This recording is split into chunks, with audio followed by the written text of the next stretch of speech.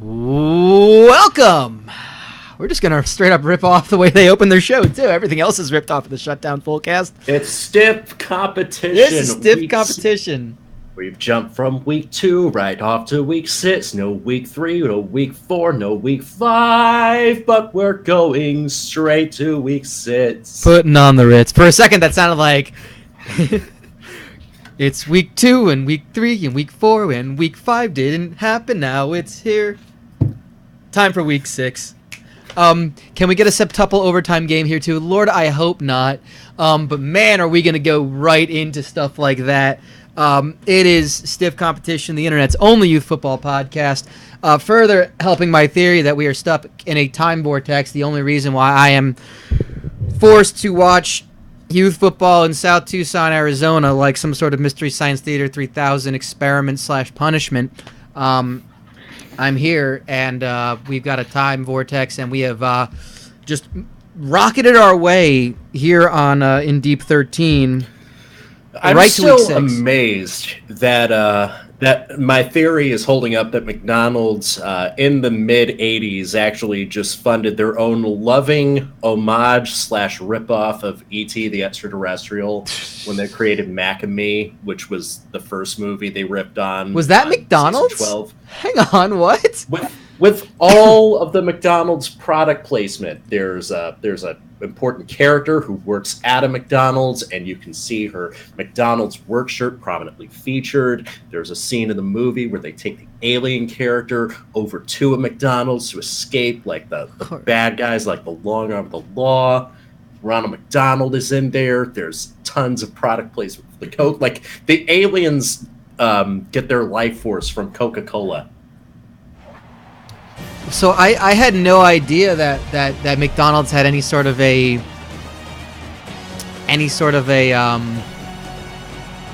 stake in it. I've never seen it. I'll admit it. Yeah. So okay then. Well, what you're watching right now is the coin flip of Abigail May's aggressive Steakhouse. Not just any. The number 9 ranked Abigail May's aggressive Steakhouse, taking on number 4 ranked Tremor's Pizza, both teams 4-1 here in the Gluttony League. Yes, it's not just any Gluttony League matchup. It's not just a matchup of 4-1 teams that could have huge implications in the playoff race. This is also a rivalry game. Every week is rivalry week. Where every week is rivalry week. And what is our rivalry trophy? I believe it is the wet slab of ham, which is a tried and true tradition among the pizza and the steak, and the pizza steak. Asking if steak tremors are tasty. I think the steak tremors would be a topping on a Tremor's pizza, probably. It's like little cutlets of steak, but they just call it tremors. Yeah, exactly. Well, I mean, they've been cut by someone who does not have a steady hand, so they're just completely, they're just hacking away at it, really.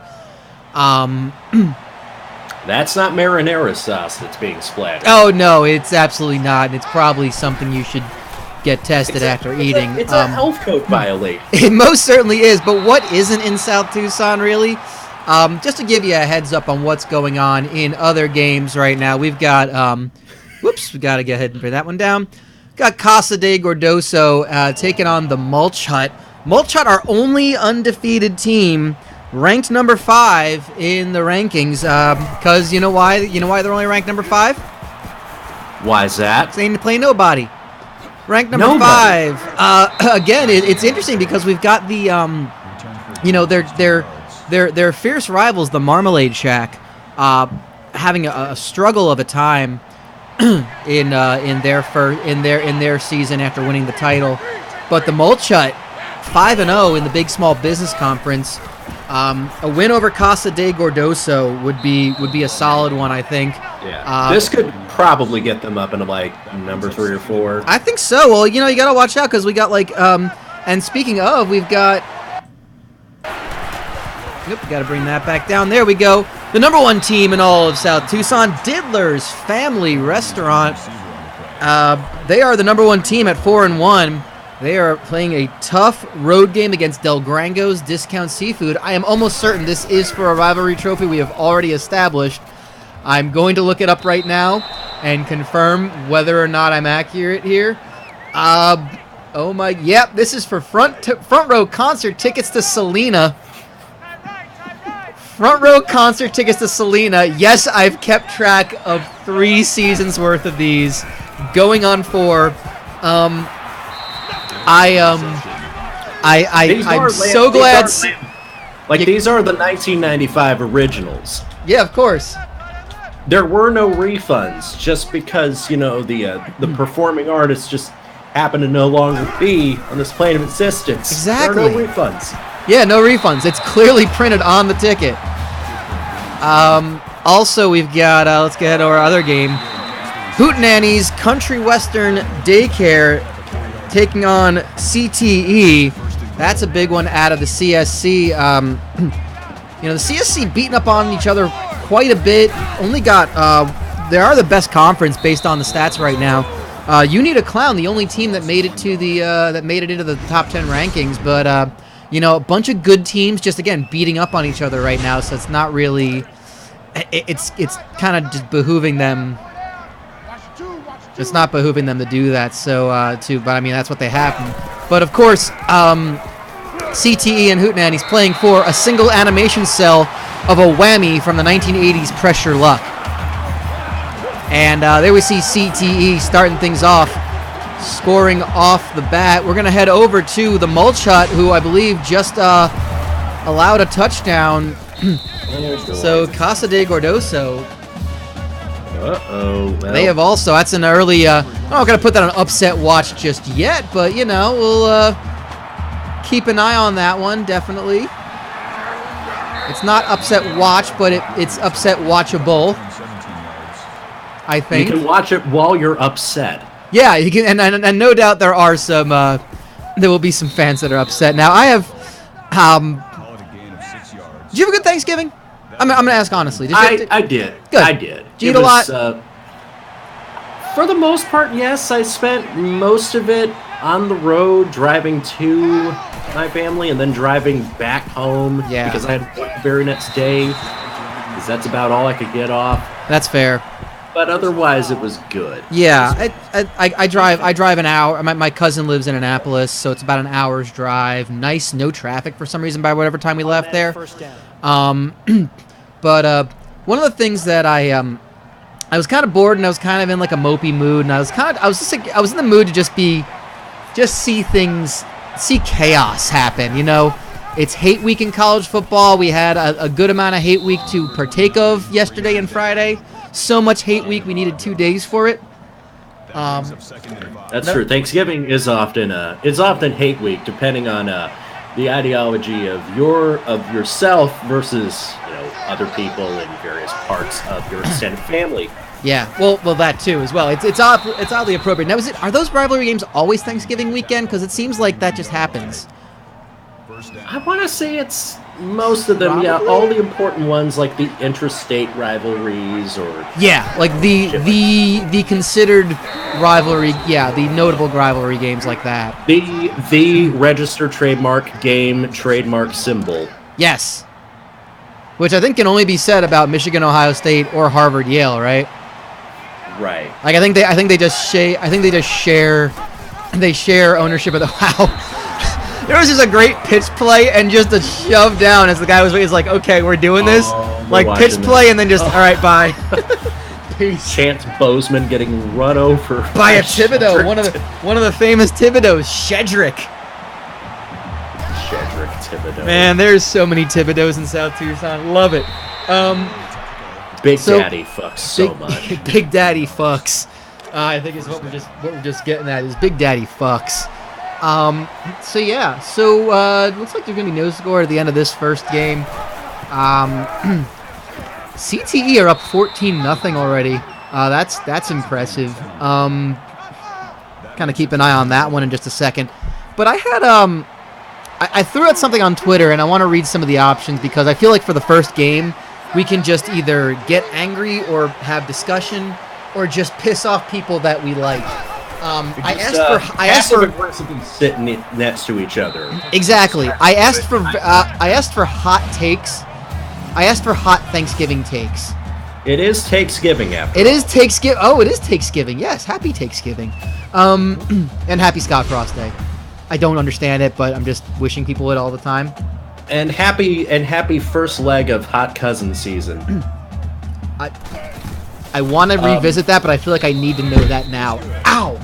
Fucking hurt. I just banged my hand on the desk. So my friend from Hockey World, J.R. Lind, at J.R. Lind on Twitter, one of the better hockey writers based out of Nashville. Sure. Nashville Predators. Every Thanksgiving or Christmas, he will do a Google search of Hot Cousin and just retweet all the best hits. Oh, okay. This is a Twitter search of the phrase "hot cousin." Yes, of just people like saying like, "Oh man, my cousin is so hot. Invited my hot cousin over for Christmas dinner. Oh man, hot cousin season." Now I imagine this is something that is acknowledging that your cousin is attractive, but probably crossing the line as well in terms of incest. Yeah. Or potential incest. Potential, yes. Okay. But at this point, they're just beyond the point of shame. Yeah, also, they sure are. The youths these days would call it Hot Cuz season. Spell it SZN. SZN. I mean, I'm ashamed, but okay. But yeah, sure, I did. I feel like we need to revisit that then. That might be better content than my Takesgiving. But I asked, definitely want to get to Takesgiving. Yeah, sure. We can't. I mean, we already passed by Thanksgiving to celebrate Christmas, so we shouldn't be blowing right by Takesgiving to get right to hot cousin season, or HotCuz-mas as I want to now call it. Personal foul.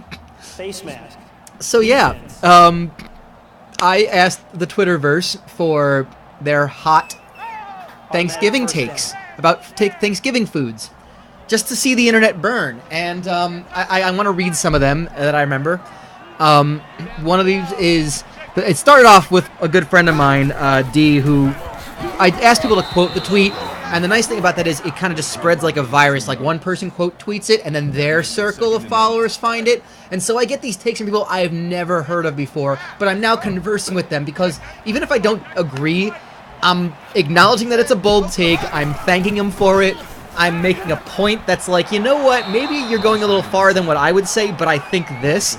Like, I'm not being confrontational. I'm letting the rest of the internet do that. So here we go. It started off with marshmallows are fine on sweet potatoes, so are pecans. Build a bridge and get over it. I am vehemently against this. I think sweet potatoes are already just a problem, and they need to stay in their lane. Like the NRA says to emergency room doctors who have to worry about gunshot victims, stay in your goddamn lane, yams. Personally, I think sweet potatoes are fine. I'm gonna take them over standard potatoes.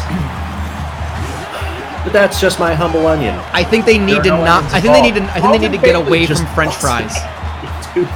The huge catch, by the way. Yeah, hell of a catch, and just falling on his face, going for the tackle. Standard note: Is it socially acceptable to just swap out mashed potatoes or baked potatoes for French fries at Thanksgiving? It should be. It really should be, because I feel like starch is starch. Yams are a goddamn threat. You know what? I don't mind sweet potatoes. Mashed sweet potatoes are fine, but anytime I feel like I get them, they've been sullied by some other seasoning or flavor agent that has gone rogue. Like there's usually too much cinnamon, or there's allspice. So help me God, if there's allspice or five spice or like pumpkin spice in there, then you have ruined sweet potatoes. Which allspice is a terribly misleading name because it's not every spice imaginable jammed into one bottle of McCormick. It also sounds too much like it's a deodorant. It's like an everything bagel. It's not everything. You don't have everything that could physically go and be baked or sprinkled onto a bagel on an everything bagel. So what would be a more accurate name of the everything bagel? Just be like various amounts of seeds and grains. Bagel. Whatever we got. What about Old Spice sweet potatoes? I'd take it over with pumpkin spice. I would, I don't care. You could just put a travel-sized stick of deodorant in the middle of the mashed sweet potatoes, and I'd still eat it before I'd eat the pumpkin spice ones. Bunch of bagel. I'm going to write that down, because that sounds like a good sponsor name. The True Honest Bagel Shop. We don't sell you everything bagels. We sell you whatever we have in the store on a bagel. And remember, it can be anything inside the store. It doesn't have to be edible by conventional standards. No, not at all. In South Tucson, you kidding me? No, I like sweet potatoes if they're mashed. I think they need to stay out of French fries. Fried sweet potato fries are not good. Oh, we got an injury down. That's not good. We'll find out who that is. Let's see. I got this one a lot. Turkey is inferior to chicken in every way, no matter how you cook it. How do you feel about that one? I've never had chicken for Thanksgiving. I've had a mild allergy to ham, so we usually don't have that. It's usually just turkey. And in fairness, my mom is getting a lot better at cooking it since we've got like an actual infrared smoker grill sort of thing. Okay, but I mean, like, saying that that turkey is inferior to chicken in every way. It depends on the context and the preparation. I mean, obviously, you wouldn't just have, like, hand-breaded, deep-fried turkey fingers. Right, exactly, yeah. Good point in the chat is that turkey has the portion size that chicken doesn't reach. Chicken has every other day of the year except Christmas and the 4th of July. Oh, I guess you're doing like barbecue on the 4th of July or burgers and dogs, yeah. It's better for slicing as well. It's a great deli meat. It is the top deli meat choice for me, turkey. But my take on turkey is that, you know what? I think it's so much easier to fuck up. Like, there have been Thanksgivings where the turkey is terrible. Where it's dried, overcooked, whatever. Like, to make turkey really taste good, you have to do so much more work to it than chicken. That's my thought on that one. I don't know. It's like those literal images of like the Midwestern suburban white family just putting in the butterball turkey in as it comes. Just no spice, no marinade, just as it comes. Yeah. Drop it into the oven until it's golden brown. And then wonder why nobody's really enjoying it. I mean, it's part of, I think it's part of why Thanksgiving became such a side dish holiday anyway. Yeah, I would wager that I'd probably consume more side dishes than the actual main course. Oh, no doubt. Not on purpose. Just by volume, there's so much to have. I've never had a non-breaded yet still deep-fried chicken. No. Is chicken entry-level meat? In the sense that whatever you do to it, it's gonna taste like it's a blank slate. It's like 2 levels above tofu in the sense that it's gonna taste like whatever you're doing to it.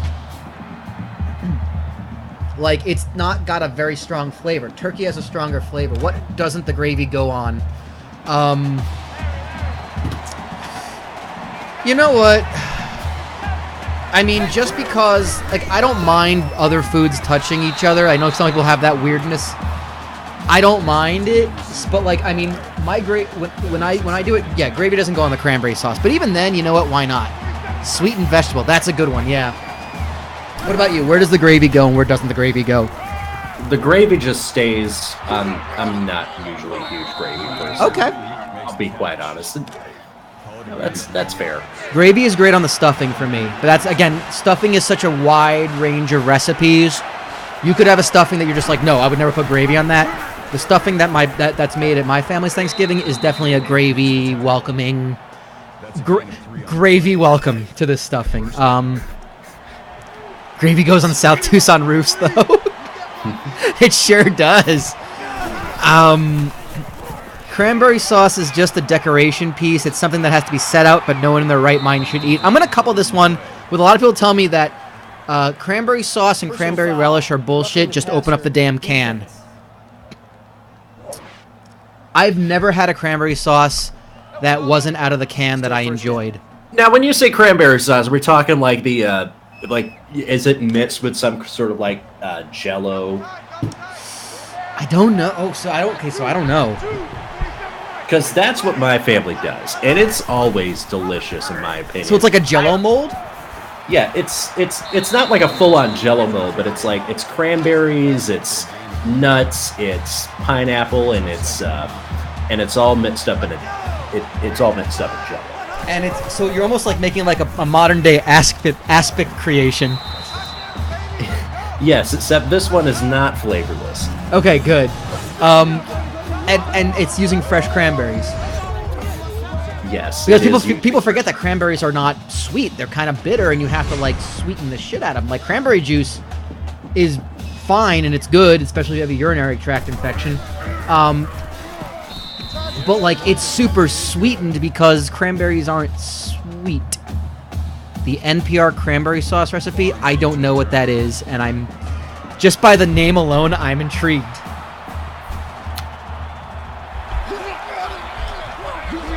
I'll tell you one thing: bacon wrapped asparagus is that pushing the limits of traditional Thanksgiving fare. Is what bacon wrapped what? Bacon wrapped asparagus. So I don't think of asparagus as a... No, I mean, whatever vegetable you want for Thanksgiving, by all means do it. I don't think of asparagus as one, but my God, I mean, you tell me that's an option, and I'm not going to tell you no. It sounds delicious. Now, I made mac and cheese this year for my family. We have never had mac and cheese at Thanksgiving. Our family did it just so well. I'm surprised. I'm just sad I can only have like the 2 servings of this macaroni and cheese. Fair. Who makes it? This is a recipe for my sister, and then that was passed down to my mom, who helped make brothers. I was gonna go down to South Carolina for Thanksgiving, and then when I got sick a couple of weeks back, that just burned up all my vacation time. Cranberries, 1 onion, 3/4 of a cup of sour cream. Oh, no. Onion goes nowhere near that. Yeah, the onion is weird. And I had someone who made a take about onion belongs nowhere near stuffing, and I'm like, that's weird. Is it like a bloomin' onion type dish considered could that be a stuffing? I mean, I feel like no. First of all, okay, is a stuffing? No. I feel like a bloomin' onion type dish belongs on top of a green bean casserole. Another thing that's really never been a part of my Thanksgiving. And again, I don't know if it's because I'm from the Northeast, but like the mac and cheese, I got so much stick from last year about mac and cheese not being a part of my Thanksgiving dinner that I was like, you know what? Why not, dang it? I'm going to make the best damn mac and cheese. And I remembered that about a week before Thanksgiving. I was like, shit, I made that claim last year. I better deliver on it. And I did. I was very happy with it. It's stuffing to me. I know it could be called dressing. We do not stuff the turkey with it, but it's stuffing just because it's always been stuffing to me. Is it stuffing or dressing for you? It's probably dressing. Okay. And it's probably also because you don't stuff the bird with it, right? Right, because it's always on the side. That was a nice little diving catch by Ramon Price. Abigail Mays looking to put the mild upset on. Just a mild to moderate upset. 2 ranked teams, not going to be considered a bad loss by anyone, but Abigail Mays, the lower ranked team. No, not unless you give up a 60 burger. Yeah, 60 burger. Those sound tasty.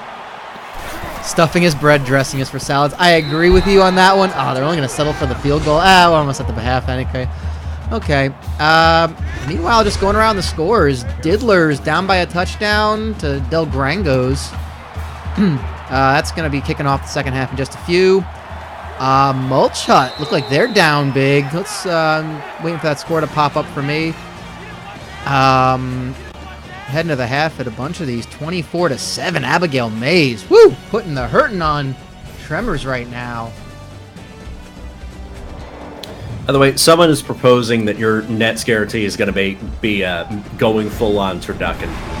I did a turducken for a Friendsgiving once. We wanted to try it, and we ordered one. We had one sent to us, and it was fucking delicious. It was fantastic. It came with a Cajun cornbread stuffing. It was really good. I got no problem with the turducken. I think it's a noble, the best turducken ever. No, I did make the best fucking mac and cheese, and I did not hear one bad word about it. I had one of my friends who happens to be African American. It's hard to fuck up macaroni and cheese, though. Oh, but it is. But people do it, and and those pictures go viral. They do. I would understand if it's just like, okay, you don't have much to work with except like a box of craft macaroni and cheese, but I'm not talking like that. You're like attempts to make like actual home style macaroni and cheese going sideways. Yeah, you're right. It should not be screwed up. It's actually really simple. Like you make a roux. Yeah, you cook pasta. You make a roux. Turn it into a bechamel with some milk or some cream or whatever your dairy of choice is. You make it a little thinner because you're going to add a lot of cheese to make your cheese sauce. Your cheese sauce is nothing but milk, flour, butter, and whatever cheese you have. You mix you let macaroni meet cheese. You stir. You throw in a baking dish.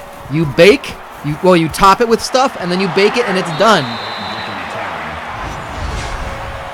I mean, that sounds about right?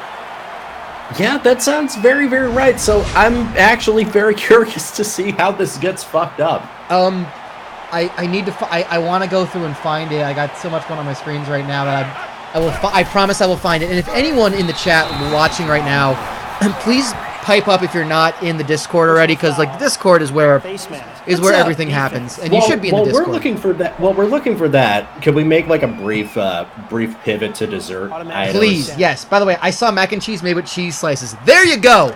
There you go, right there. That is how. This is why people cannot have nice things. Oh, okay. Now I am showing.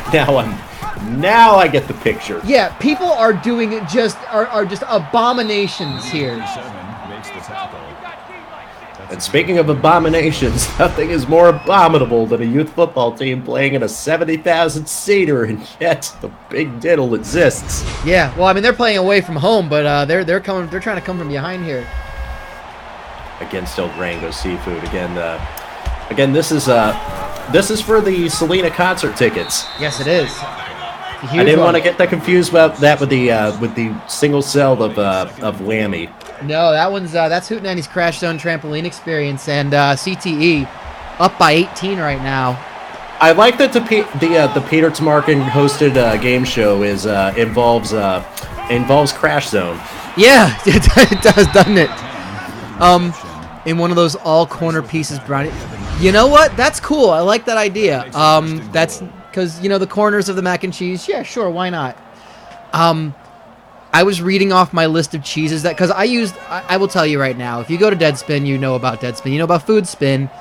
Albert Bernaco's Foodspin mac and cheese recipe is the way to go. It's simple. It doesn't tell you what cheeses to use. It literally says, here's how much pasta, here's how much of the stuff you're using, the flour, butter, and dairy, because he uses milk and heavy cream. I used half and half mostly with a little bit of milk, but I mean, is what is. You can do whatever. Mine came out just fine. And it's like, here, now you get to go through the cheese aisle and just pick whatever the hell you want. You can just pick anything, whether it's just like the top shelf cheese, or if you just like buy like a deli-sized service brick portion of like, I don't know, it could be like American cheese, it could be Velveeta. Yes. Exactly. Yeah. I used an apple smoked Gruyere. I used a sharp white cheddar. I used a Swiss called Jarlsberg because I used the shit that was on sale, but I still used good ass cheese. And as long as you use the right amount of it, you're fine. Like, just follow the damn recipe. It's really easy. Oh, and he adds like a squirt of like brown mustard and Worcestershire sauce in there just to kind of add some flavor to it. But like, yeah, not too much as far as seasoning goes. Like, you kind of just do it yourself. I used cavatappi, which is like it's like the tubular but corkscrew pastas. Because I like that one better than like the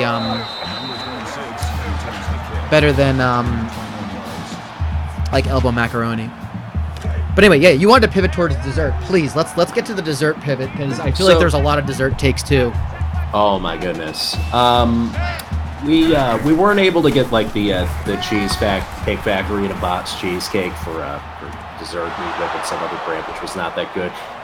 Personal feelings on cheesecake as a Thanksgiving dessert. I love cheesecake. I never associate it with Thanksgiving. Now that being said, my mom made cheesecake bites, like little like. Oh, Diddler just got a pick. Oh, huge! Uh-oh, here comes the comeback, maybe. Still first. There were these chocolate coated like round balls, like kind of like Buckeyes, but instead of Buckeyes being like peanut butter and chocolate, they were just like cheesecake bites inside of them. So good. But again, I don't associate with Thanksgiving. I say have at it. The more dessert options, the better. Yeah. Listen, Thanksgiving. There's the touchdown, by the way, took the lead.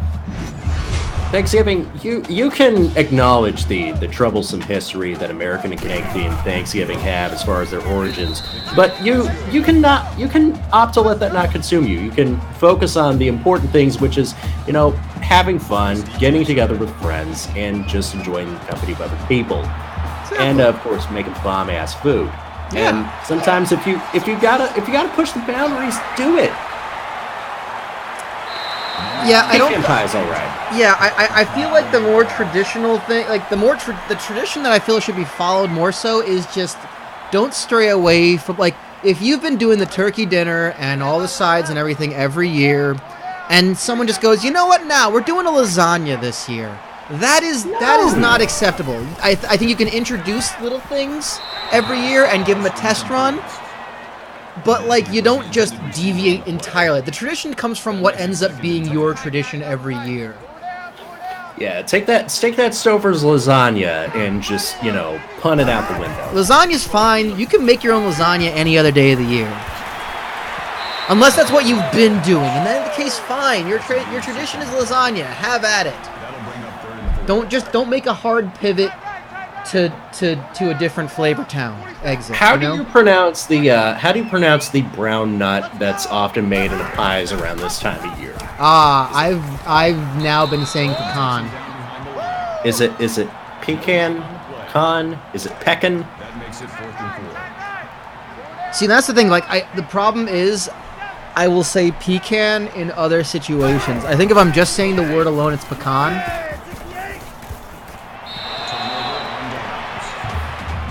It's like the pronunciation. It's the new jive. It's the new guff.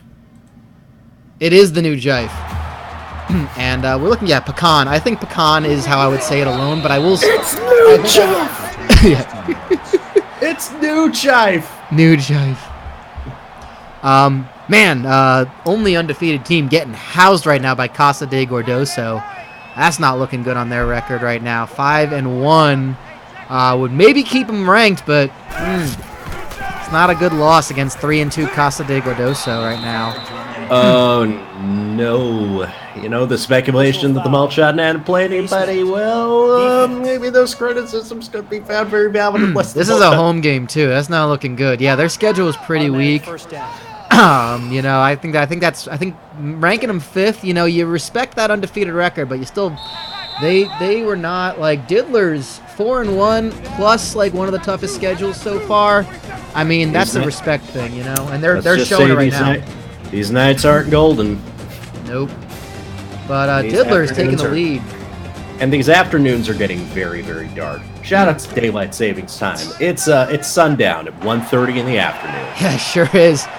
I'm gonna pop over to this one. Another one that's kind of 2-score difference than CTE, 35-17. Their third quarter is about getting to the end. Any other dessert takes you wanted to talk about? Because I think we have. We can keep going with dessert takes. I'm fine with that. Oh my goodness. I don't have a lot of strong dessert takes. Again, I'm usually not a person that eats dessert with dinner anyway, unless it's like a special day, occasion like a holiday or something like that. I'm curious to see if our Twitter question, if the Twitterverse had any spicy incendiary dessert takes. Someone pointed out, and this is the logic is faulty here, but I understand what they're saying. And it's got three violent words that I'm going to get to eventually. Pie is just taking a spot on the table where we could put more mashed potatoes or turkey. Now, to be fair, I don't understand who puts their desserts and their main meal items all on the table together. Yeah, buddy, that's just asking for trouble. It is. And then he says the three violent, riot-inducing words. Dessert is bullshit. Savory over sweet all day, every day. Now, I respect the spicy take because I asked for it. But I don't know. Now, I end up eating too much that I don't really want much of dessert. And I'm usually a little full. But when dessert comes around, I always rue the choice to have dessert. But, I don't know, man. I don't know about... I'm surprised nobody has done cranberry pie, because cranberries aren't sweet. That's why. And someone's going to get mad thinking it's cherry pie. And then someone's going to get mad thinking about the song by Warrant.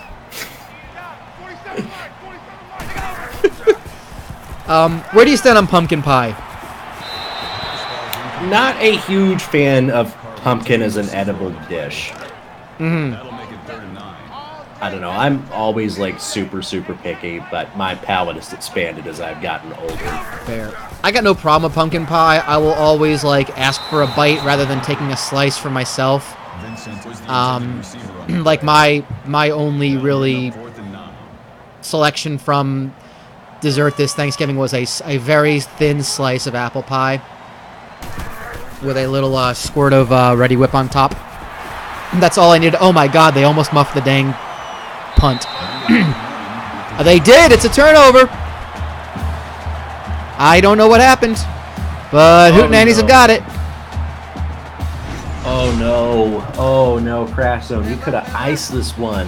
Could have, but didn't. Let me see what else I got here. I mean, a lot of these are just main dish ones. If it's not baked, your mac and cheese is confirmed trash. I mean, that's correct. That's not really a hot take, I don't think. I hate turkey. All traditional Thanksgiving food sucks.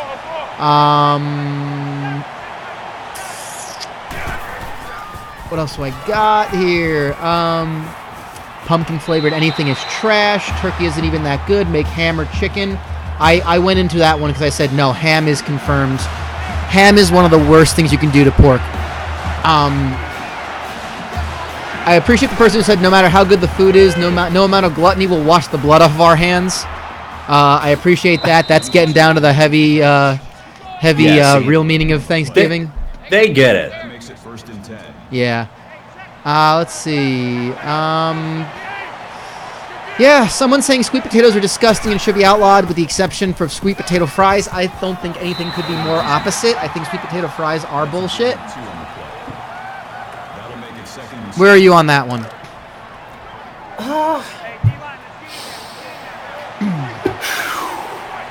That's a tough one. I love French fries. Yeah.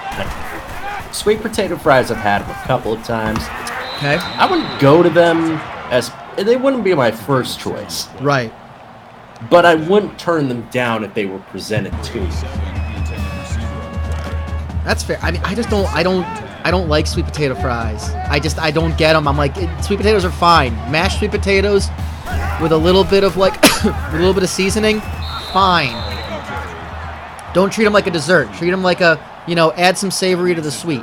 You know, keep that balance there. I think mashed potato. Where do you stand on regular mashed potatoes? Because I find them boring as sin. Fine, but again, I would go with mashed sweet potatoes above just regular mashed potatoes. Agreed. I feel like mashed potatoes is the Ugg boots, furry puffy vest, PSL ordering version of a potato dish. It's the Cruggs. It is the Cruggs. It's the basic white bitch of potato dishes. I like this take. Skipping breakfast and or lunch to save your appetite is for the weak. Hell yeah, man. I appreciate this person who said that I have no idea who it is.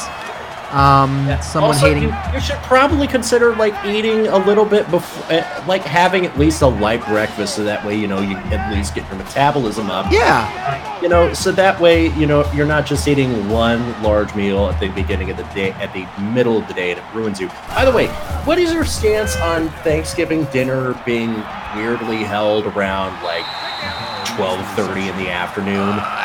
So I didn't even show up at my cousin's until 1. And then when we get there, there is thankfully scaled back, but there is still an array of snacky foods. Yeah, I had stomach shrinkage come up at a convention once because I forgot to eat until dinner. Stomach shrinkage, yeah, it's a real problem. Like, I think anyone who's waiting out doesn't understand how their body works. Regular mashed potatoes need something to them, otherwise it's food paste. That's a very good point, especially when you think about Close Encounters. And making the because again, Close Encounters of the Third Kind always involve potatoes. First kind encounters, carrots. Peas for the second. Close Encounters of the Second Kind, peas. But Close Encounters of the Third Kind always involve potatoes. Basting your turkey is for amateurs. That's true. You should be brining it. Del Grango's taking the lead again. We're keeping an eye on this one. The only game we're keeping an eye on right now that's anywhere close. Del Grango's home of the brined crab legs. Hell yeah, they brine their shit. What's it brined in? Well, whatever's in the dumpster. Yeah, whatever they got. I mean, it's a great restaurant right down there in the Marina. We're gonna keep an eye on that. It's the only one we've got going on right now that is in fact a one-score game. So we're gonna keep an eye on this. So the play stands. It's gonna be 35-31 with this extra point, which is in fact good. Diddlers 2:07 to go, down 4. Number 1 team in South Tucson on upset alert. The Selena tickets have resale value. They sure do. They cannot be refunded, but they do have resale value. And that resale value is priceless to the winner of this team. Yeah, they're gonna be able to go. They get to run over to the ticket window on the other side of the field and collect the tickets in an envelope. Let's see, do I have any more takes for here? Turkey sucks. Box stuffing is an atrocity. Stuffing sucks. Stovetop is greater than all their dressing. Turkey and stuffing both suck. Canned cranberry sauce is incredible. Canned cranberry sauce is superior. Dressing trash. Cranberry sauce trash. Bean casserole trash. Gravy is gross. Thanksgiving is about turkey, gravy, and dressing. Whoever invited mashed potatoes can fuck off. I like that one from my friend Kyle. Stuffing sucks. Mac and cheese is everyday food, not a special Thanksgiving one. Turkey's trash. Oyster stuffing is good. Never heard of that before, but that's interesting. Oh goodness, I can feel my throat closing up already. Oh no, yeah. Oyster stuffing. I never heard of that before. I think that's the last one I got. The last one I got is, and this is probably an appropriate one to end on, trash it all, quite frankly, and replace it with pizza. STX comes up with something here. Stance on Alice's Restaurant is a regular Thanksgiving song. Oh, that's Tom's Diner, sorry. Personal foul. I don't think I could hum a single bar of Alice's Restaurant, so therefore I don't need it. I've maybe heard it once. this is also coming from a dude who does not like Christmas music one bit. I'm kind of ambivalent to Christmas in general. Like, I don't get the whole, like, oh my god, it's the holidays, it's all going to be great. Whatever. I try not to begrudge anyone else their ability to enjoy listen, Mariah Carey should just have the one Christmas song of the season. And that's it. That's my favorite Vine, is like the calm singing and then like the manic person on the keyboard. It's like, dude, fucking chill. It was a chill song for a second and you had to go muck it up. We are watching Diddlers, by the way, with 1:05 to go. They're across the 50. They need to protect that #1 ranking. Are there any good Thanksgiving movies? I know there's good Christmas movies. Someone says Planes, Trains, and Automobiles. I don't know. Like, Thanksgiving isn't a very, like, marketable movie. I don't know. Automatic first down. I mean, the day after Thanksgiving is especially, like, over-marketed. Yes. Yes, it is.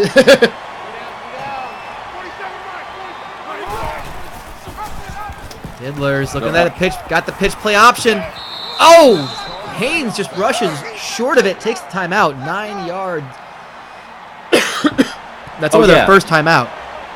Spirits during Thanksgiving or after Thanksgiving. Stance, preferences. Like booze, you mean? Yeah. I'm not much of a drinker anymore, but I mean, yeah, sure. I don't do eggnog. I don't get it. I'm not begrudging anyone eggnog, but meh. What about you? I haven't yet. Like, I bought a bottle of sparkling grape juice at the Walmart on the day because we needed drinks. I was just like, I had this once. This is good. I'll get that. Yeah, my family will have a like there will be some sort of a wine / sparkling wine. Wow, they just got it. Queequeg Manticore. Quack. What a great name. That is not a name I've been able to shout ever. Diddlers taking the lead. 35 seconds to go. Holy hell. Yeah, I think Christmas movies tend to envelope even the entire holiday movie that kind of takes from mid-November to like, fuck you, it's already January. Stop already. Now I accept it, and that's because like my grandfather used to celebrate Orthodox Christmas, which is like the first week of January. So like I accept it until then, but then fucking stop. Like SiriusXM has already got all the holiday channels rolled the fuck out, and I'm just like, okay, we're gonna get rid of all of them. Except for the ones that are just playing the Mariah Carey song in a loop. Or U2's Christmas Baby Please Come Home. Just those two. Just those two and only maybe those Last two. Christmas. Maybe any version of Last Christmas by Wham, Dexter Freebish, or whichever. Who was the chick that did it? Not familiar. Okay, so it might have just been like Britney or something like that. It might have been Britney, bitch. We've bumped it up to 3. We've bumped it up to 3. Good. Oh, we need a rotation at least. Or just do like a salt and pepper diner playlist. 21 consecutive All I Want for Christmas Is You, separated by one Last Christmas. By Wham, yeah. I mean, I'm not going to say no to that. I'm not going to tell you no. And we got the upset in place. Abigail Mays. Aggressive Steakhouse. The Aggressive Steakhouse have gotten the win.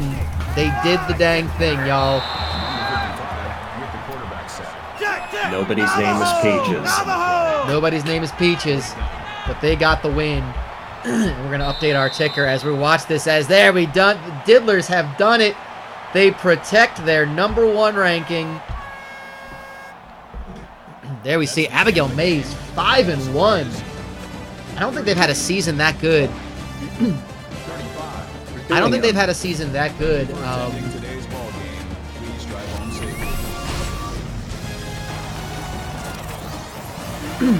But we got our second slate of games already kicking off here. Cramblers versus Burns and Crackle. Burns and Crackle ranked number 2 in all of South Tucson. The second game of the week. This is your afternoon cap. Your afternoon delight, if you will. And we will. And Hoo-Ha Crunch Tater with the first run of the game. Yeah, Hoo-Ha Crunch Tater. Does this have a Rivalry trophy in place? Give me a second. I'm just getting these all set up to find out, but I will let you know as our feature game will be Nothing But Borscht food truck at the Wandering Lush Irish Pub. For, of course, I had it written down here, the Land of Drinkin' Trophy. The Land of Drinkin' Trophy. The Land o' Drinkin' Trophy. Land of Drinkin', yeah. Let's see. We are looking for Cramblers versus defense. Burns and Crackle. No, they do not. So we, I don't have one written down. I gotta find out, do some research, find out what this one could be. I think it is just like a snotty used tissue. I was gonna say the 45 of Alice's Restaurant. It is now. 45 of the 45 inch record of Arlo Guthrie's Alice's Restaurant. Yep, the 45 inch. The 45 speed record of the 45 of Arlo Guthrie's Alice's Restaurant. There we go. We've got it right there. Who will take home the 45 of Arlo Guthrie's Alice's Restaurant? Between Burns and Crackle Mesothelioma Law Firm and Cramblers House of Gags and actual items. Burns and Crackle, if I recall, ranked number 2 in all of South Tucson. Number 2. I'm gonna go and confirm that. I lost my I lost the thing that I had pulled up that had the South Tucson Youth Football rankage number 2. Yes, let me find that again. Media. And yep, number 2. So by the way, Nothing But Borscht taking on the Wandering Lush. That's gonna be number 3 Borscht versus number 8 Wandering Lush. They're just about kicking off right now. Oh no, we're not playing for the big brass boot. We're playing for the big brass Crug.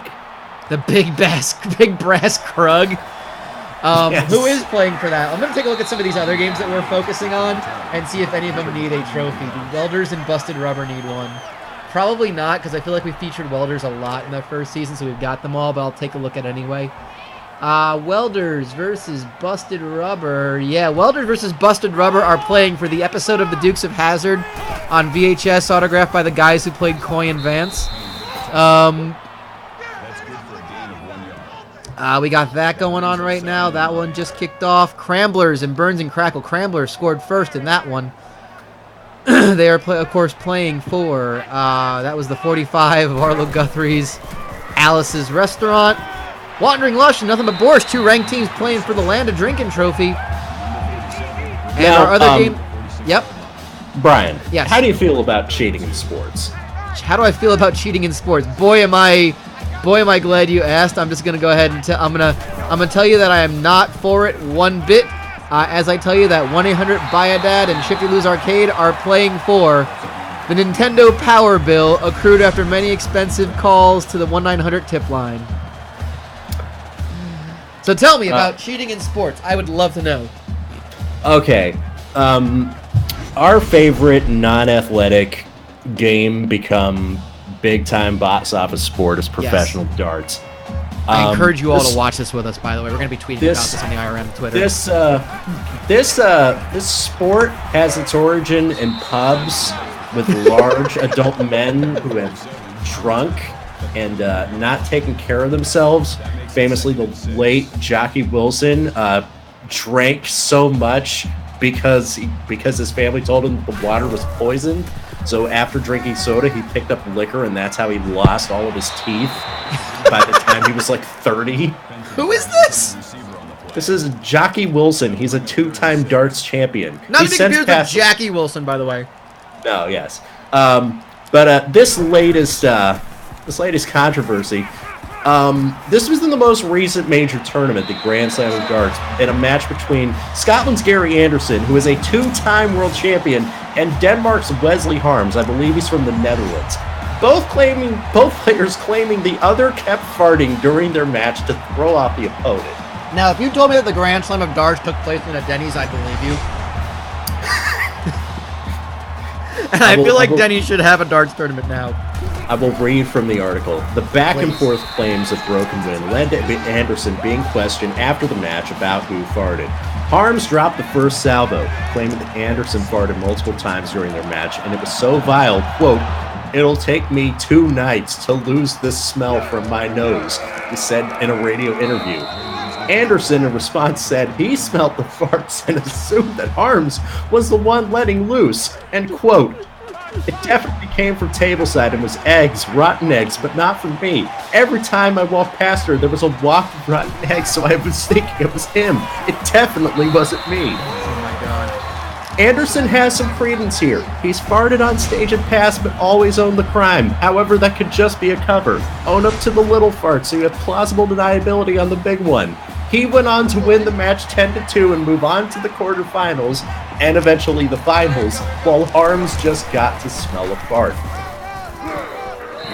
I love that we have like inside info here. Gary Anderson, by the way, multiple time world champion Gary Anderson, Number 4 ranked player in the world. and was ranked higher.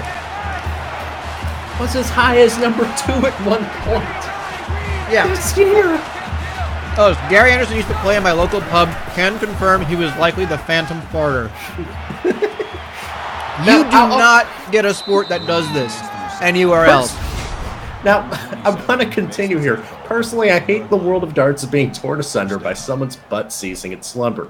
There are a few critical moves that darts need to do in order to protect players' noses in the future. 1. Install infrared cameras and advanced fart tracking.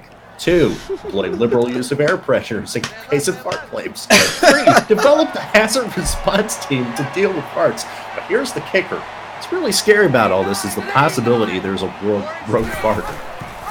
What if neither Anderson nor Harms actually farted on Sunday? What if there was a farter from the grassy knoll? Someone who could throw their farts like people can throw their voice. You just never know what's possible. I think yeah. I couldn't pin it on John McDonald, the MC, and I don't recall who was reffing the match. Or Russ Bray, you mean? I don't want to think that someone as noble as the mighty Russ Bray would fart. It wouldn't be Russ, and it wouldn't be sweet child Kirk Bevins. That makes it 3rd and 3. They really are the yin and yang of yelling numbers, aren't they? It's probably George Noble. Ooh.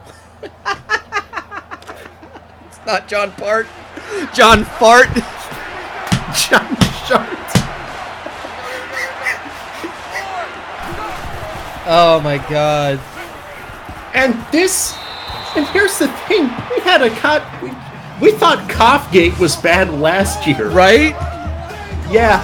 The time where the player just coughed behind the other dude's back to throw him apart. But now we just elevated the game to a whole nother level. Yeah, we really have. I mean, and by the way, this is also, I do find it funny that like uncontrollable bodily noises are happening in a sport that is known for their athletes taking such good care of their own bodies.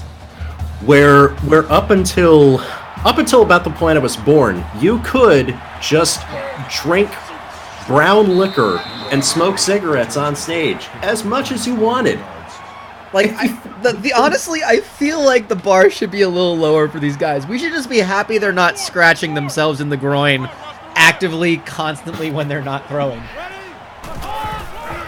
You say that, and somebody is going to just get caught with like a handful of their junk on stage. Oh, no doubt.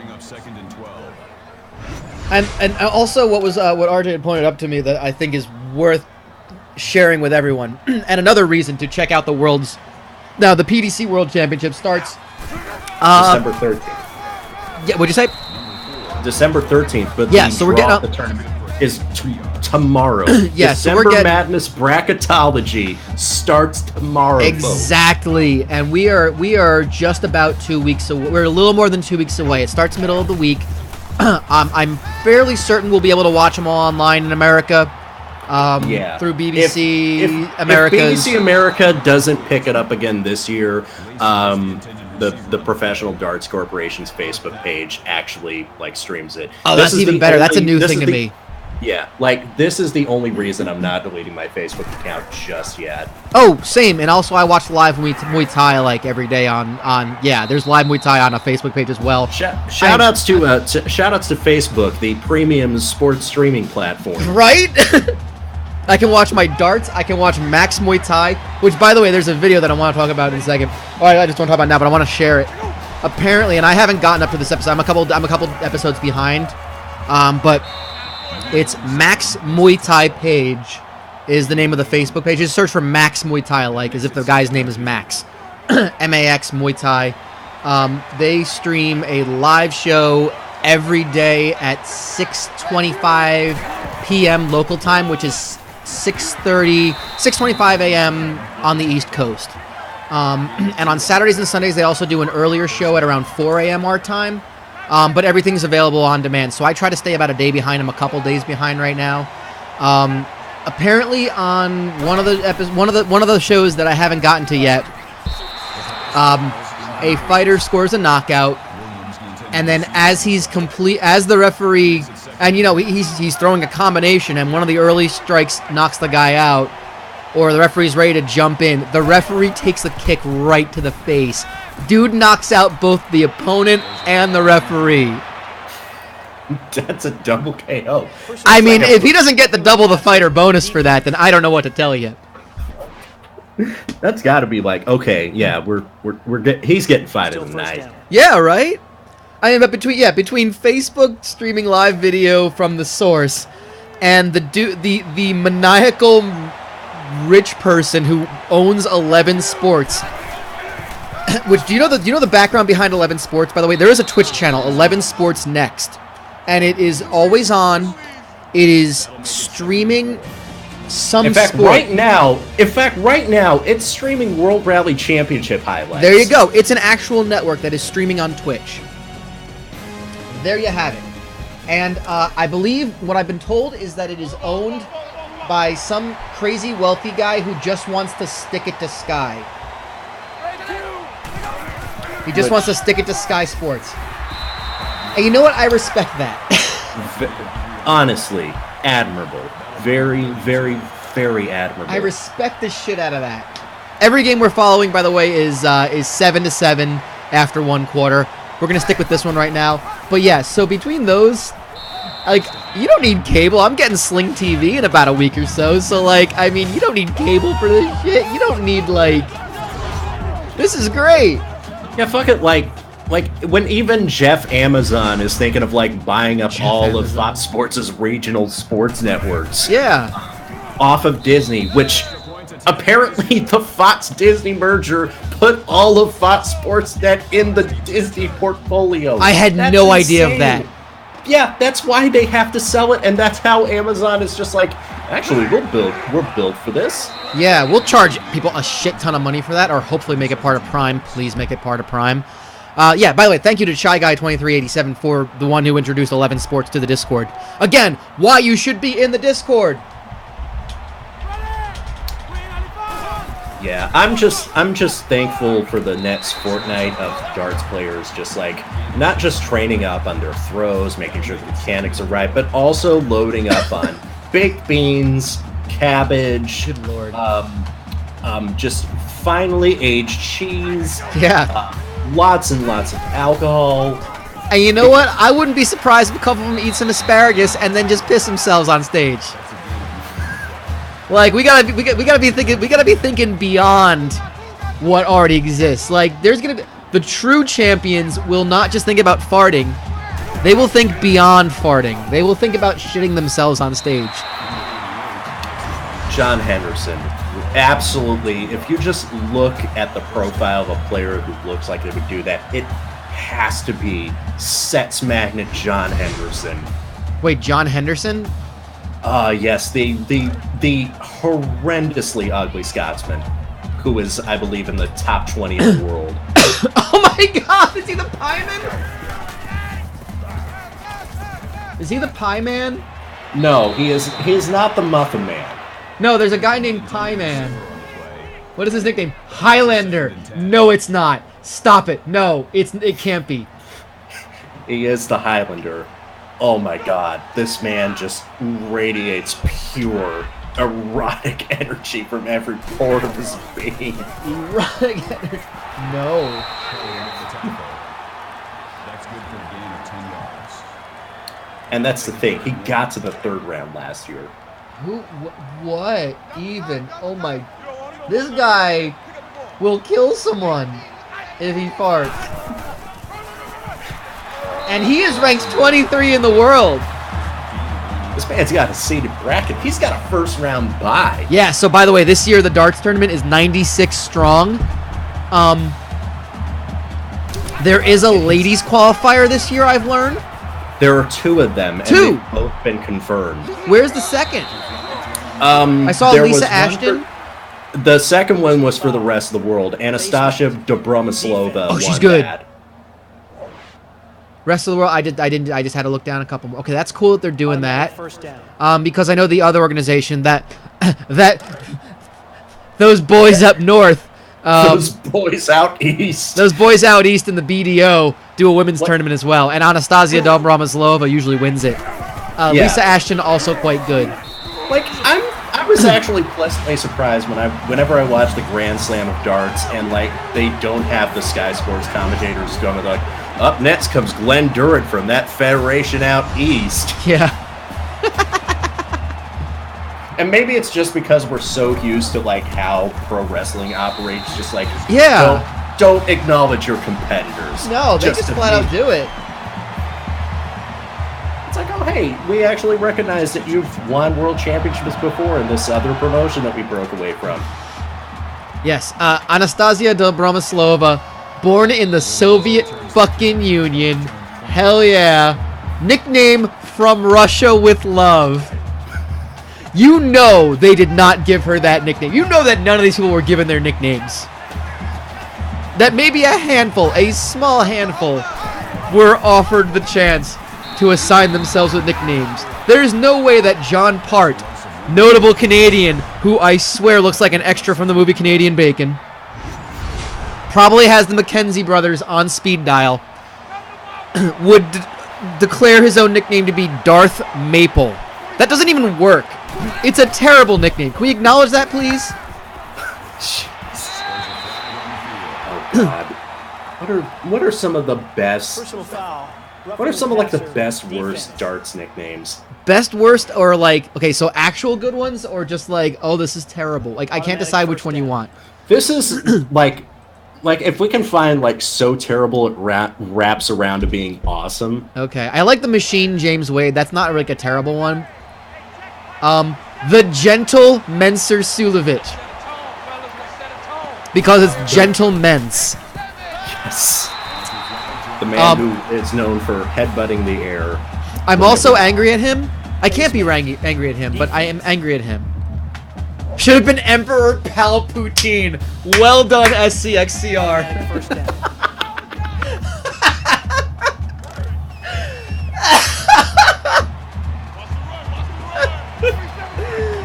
Oh my god!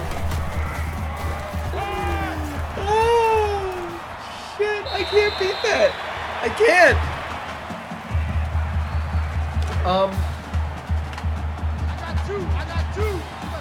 What angers me about Menser Sulovic actually isn't even his nickname. It's his walk-on music. He comes out to simply turn simply the best. When there is also a player ranked in or around the top 32. 22. His name is Steve West. His nickname, his full name with nickname is simply Steve West. It is unacceptable. This is going to boil down to those two playing in a world championship final, where the winner gets exclusive rights to that walk-on music. They got to throw it on there. Yeah, they have to. Yeah, I'm trying to think who.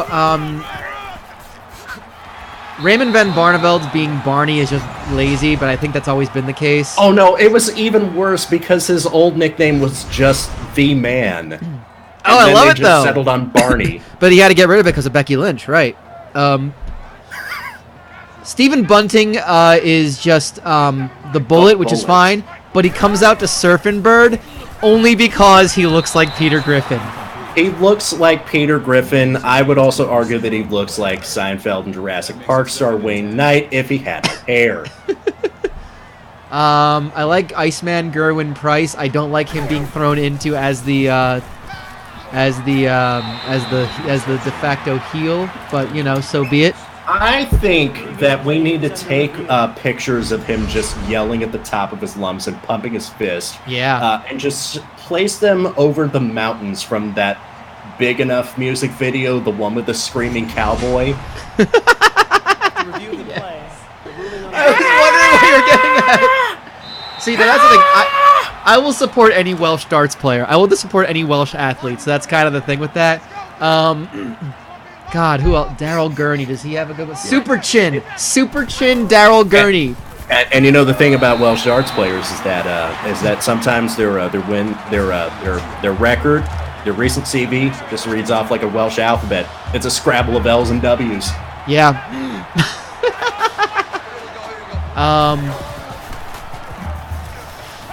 Mervyn King just being the king is not very good. Oh, I forgot. Do you want to give one? Because I have mine, and I feel like it might just end it. Oh my goodness. Is yours gonna be Mark Frost, aka Frosty the Throw Man? No, but that's great too. Yeah, Mark Frost has not reached his only world championship experience. He lost the first round, but Frosty the Throw Man, It's a really good one. Yeah. There are some just really good ones too. Alan Norris being called Chuck is great and also terrible. It's terrible because you get Chuck Norris. Chuck as in throw. Like, there's a lot going on there. And I think I love and hate it at the same time. Also, Ginger Pimpernel makes a good point. Paul Lim, America's greatest darts player who represents Singapore, but also threw a 9-dart flag while representing the United States, so he's ours. And we can claim him. He has a cameo as himself in the last Yakuza game. Okay. Please tell me he's just throwing darts somewhere. Yeah, he's just showing up. You can hang out and be like, hey. His nickname, by the way, is the Singapore Slinger, which is a very good nickname. I have to talk about just the only one that we can talk about. Oh, by the way, Mervyn King being the king. I can't help but think of Robin Hood Men in Tights with just Mervyn. Your name's Mervyn. But right below him is Steve Beaton, the Bronzed Adonis.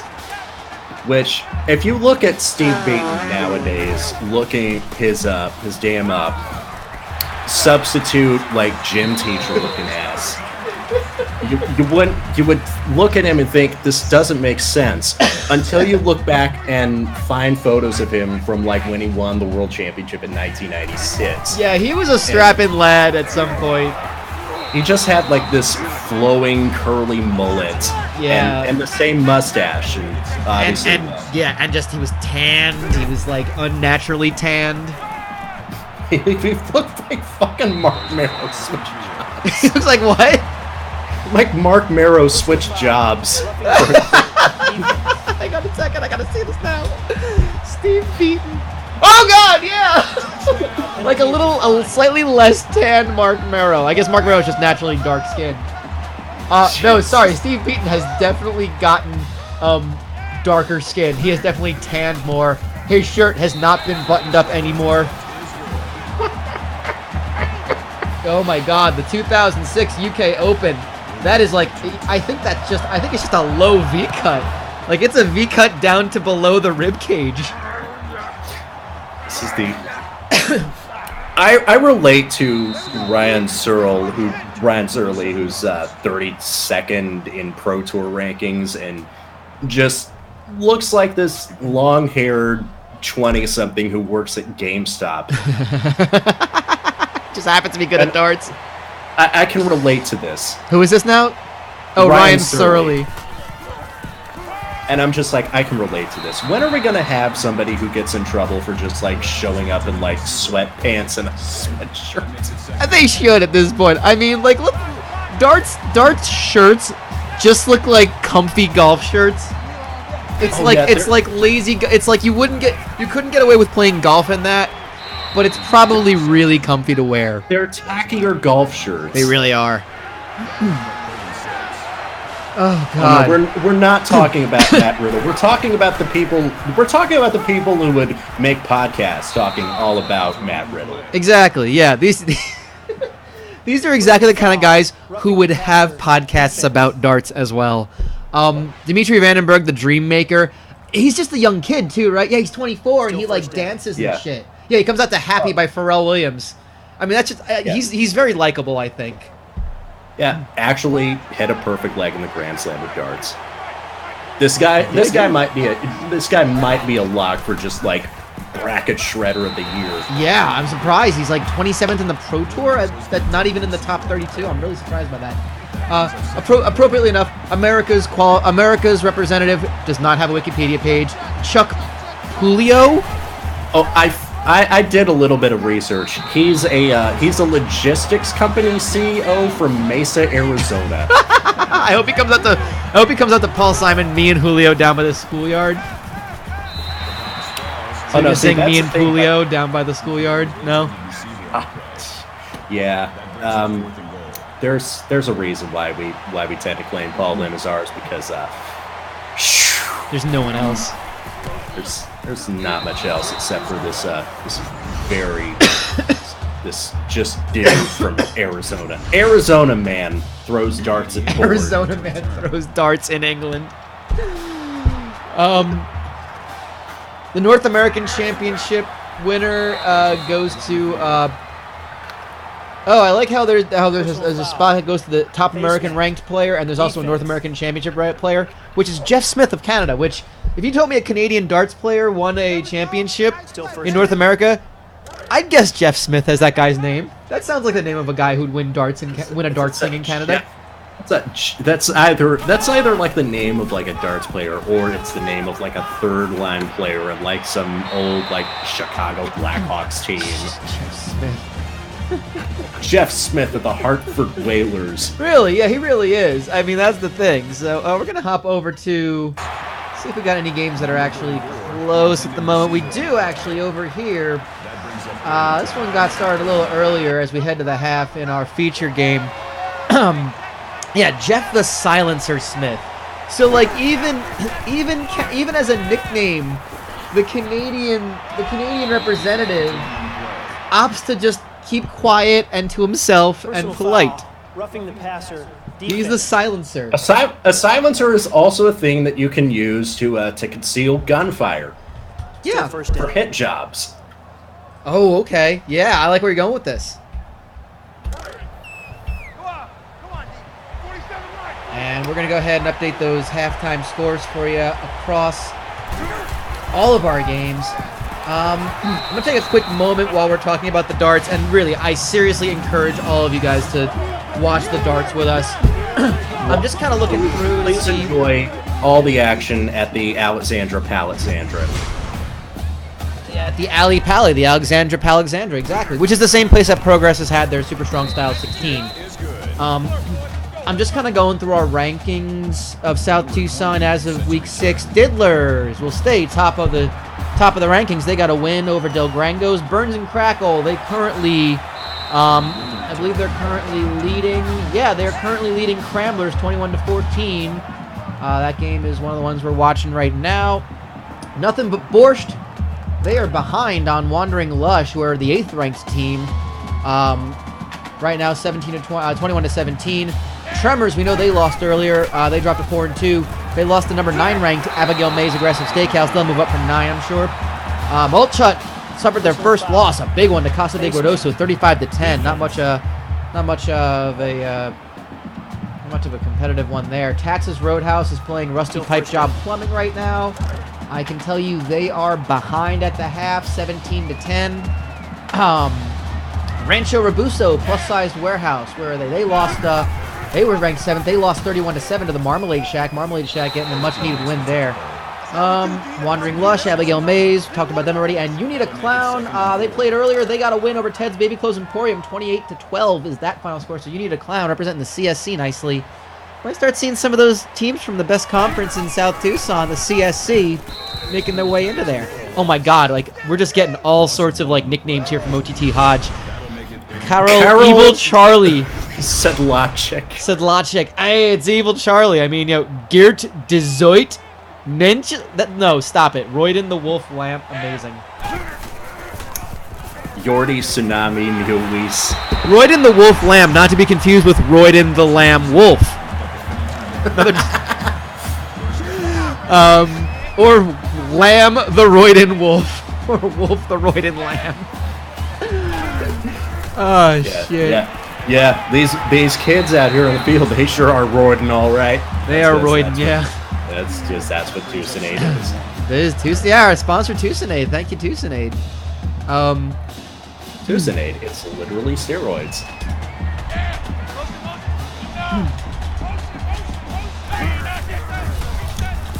I don't know if Fartgate would top the one final where the dude just ran on stage and tried to steal the trophy. I love that, by the way. That was only like 2 years ago, wasn't it? Yeah, that was exactly 2 years ago, and then just like, hello, friend. Just a random dude trying to steal it. You know what? Honestly, if that dude took pictures with the trophy and people shared it and said, this guy won the darts tournament of the world, and you're just like, you know what? Probably. Yeah, I would absolutely believe that. If you didn't know who Michael Van Gerwen was, you could probably be like, you know what? Yeah, that guy's probably the darts champion of the world. I don't know. Maybe. Darius Lucky D. Labanauskas. The Lithuanian representative, I imagine, based on a name like that. Yes, he is from Lithuania. I believe this is his first time since coming over to the Fed.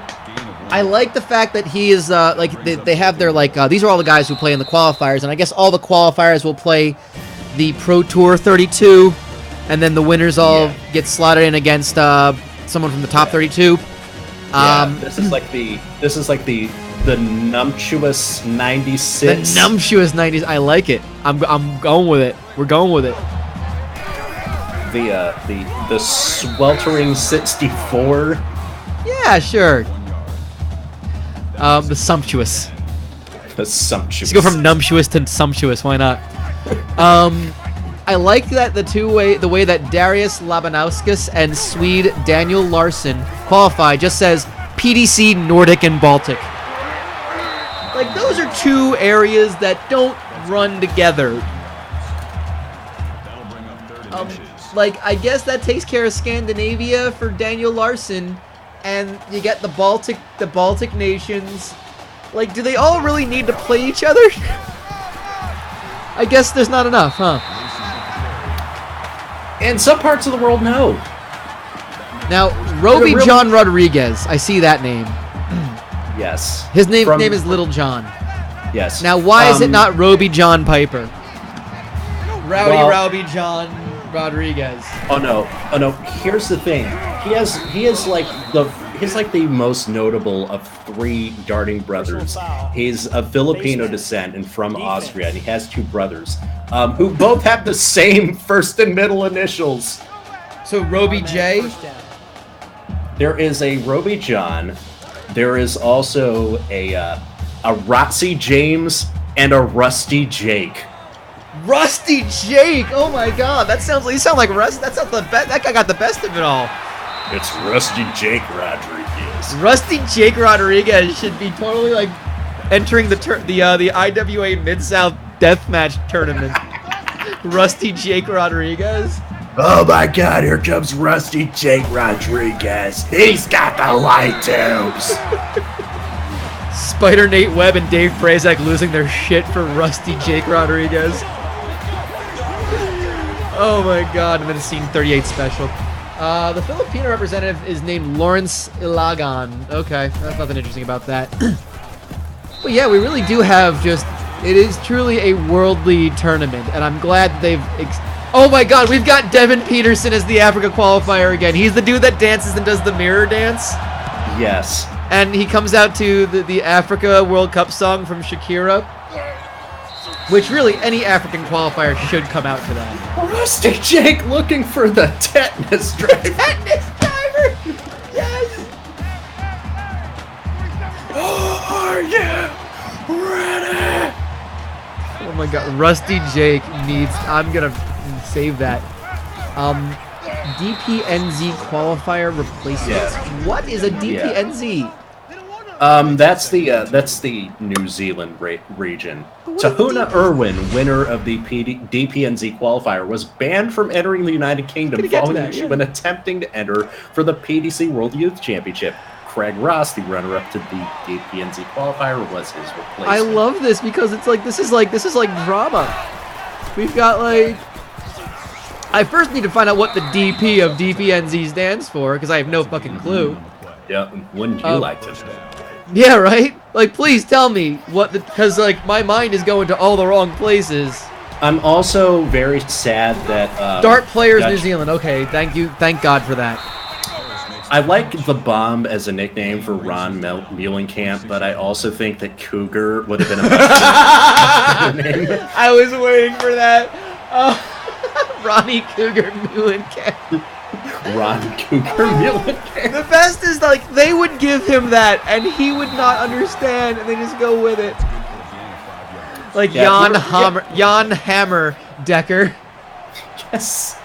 Like, Ron, we're trying out a new song here for you. It's called Jack and Diane. You want to walk out to this? What Mellencamp song would be the best walkout music? Because I don't think it's Jack and Diane. It's got to be like "Hurt So Good" or Small Town, or maybe like Authority song. Oh my God! Wait, we have. Oh no, is he back? Oh, I am not a fan of this. The Asset, Paul Nicholson, is back. And he is known for doing the shitty CM Punk entrance. He does not come out to Cult of Personality, or maybe he at one point did. He comes out to Bad Reputation by Joan Jett. He totally, like, works up the fucking... He totally, tries to build this up.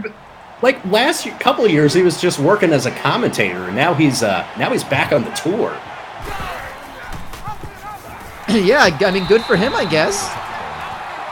I love that there's a thing called pub qualifiers. Like, it makes me think that, like, there's a different style of playing. Like, the pub game is totally different than the arena game. And maybe there is. Maybe there is, and I'm just not sure about it. You qualify playing soft tip darts on like an electronic dartboard. Are you for real? I'm pretty sure you can. Okay, because like you could tell me that, and if you sounded convincing enough that I'd believe you. So we're heading to that's the the thing. quarter. I'm like 99% sure of it. Wow, I I had no idea. Keeping an eye on the scores here. All of our scores are within one. We're gonna pop over to this one. Busted Rubber. 2:38 to go. They just tied it up with Welders of the Universe.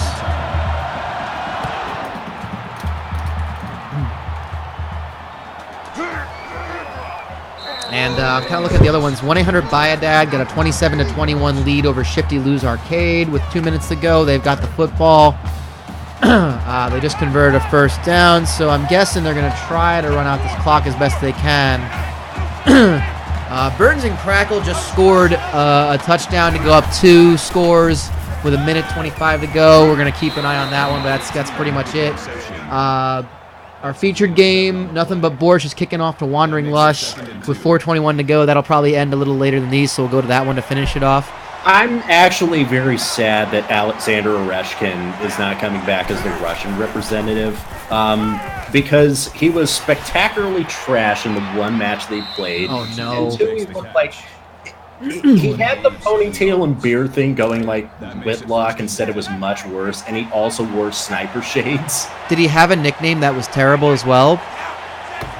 I can go find that. I mean, you don't have to, but you can if you'd like. Alexander. Of course, it's spelled weird. I was going to say, his- Alexander Oreshkin should be nicknamed No. the Great Eight. His nickname is the Nut. Oh, because, like, again, his name is Alexander Oreshkin. He should be the Great Double Eight. Yeah, that was no Ovech trick. Exactly, yeah. I mean, well, you know, Alexander Ovechkin is the Great Eight. Oreshkin can be the Great Doubles Eight. He is the great 8 average. Yeah, that's not, apparently he's not that good. Kirk Fogg missed that one, 4th and 10. Busted Rubber going to have a chance to take the lead with 1:51 to go. Oh no, Kirk Fogg is absolutely Darts player's name. If he wasn't Yeah, Legends of the Hidden for real. Temple. We're going to get back to that one in just a second. Just a popping in on this one. This one looks like it's going to be about over. Cramblers have 55 seconds to get 2 scores back. That one's looking like it'll be over. Burns and Crackle will protect their number 2 ranking. Basement. This one's about to end. Shifty lose Arcade. 56 seconds to go. They're marching down the field Still first down. to try to get a win over Bayadad. 1-800 Bayadad. They're that's a tough one. 1-800 Bayadad's one of those teams that just always competitive every year. They are the gold standard of South Tucson. They youth are, football. yeah. If there is such a gold. If there is such a thing, If there is, and we're pretty sure there's not, but you know, it's the aluminum standard. It's Yeah. the rusty tin standard. I'm actually surprised that I didn't bother to what was I gonna say? That one of the businesses in South Tucson is not one of those cash for gold sort of gimmicks.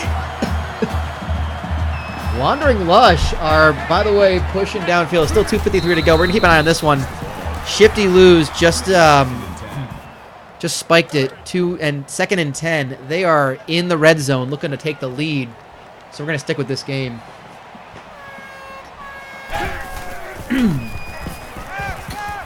Cramblers got a touchdown. It's only a 7-point game again. Shifty lose just took the lead on Bayadad. This is a huge swing of a score as 1-800 Oh my Bayadad. God! 2, 3, and 2 teams battling it out. Yeah, the loser is going to have all the anxiety. I like that. He should have been said, it's treble in time. It's traveling time. Martin Schindler's nickname should be the list. Oh God, he would be banned from the sport. Oh, wow, Bayadad have to get into field goal range. They've got 38 seconds to do it. They're starting at the 30-something. Nuggets Malone with that return. Wandering Lush have just scored a touchdown. There's 2:20 to go in that one. We'll get back to that in a second. Welders of the Universe, 56 seconds to go. We're going to keep an eye on both of these games. I do accept the wall as a more than admirable substitute because hey, you can harken back to the days of Tony Schiavone and Mark Madden. Yes. Noted Pittsburgh sports pundit and Mark Madden and the Huckster talking about it's the wall, brother.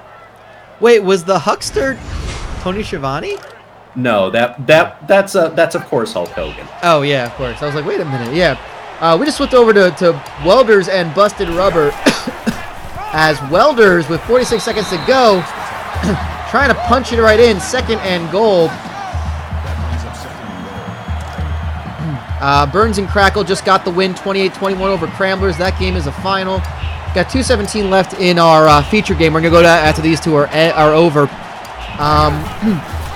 And yeah, 1-800 Bayadad, they have lost by a point, 28-27. Shifty lose, could not get it down.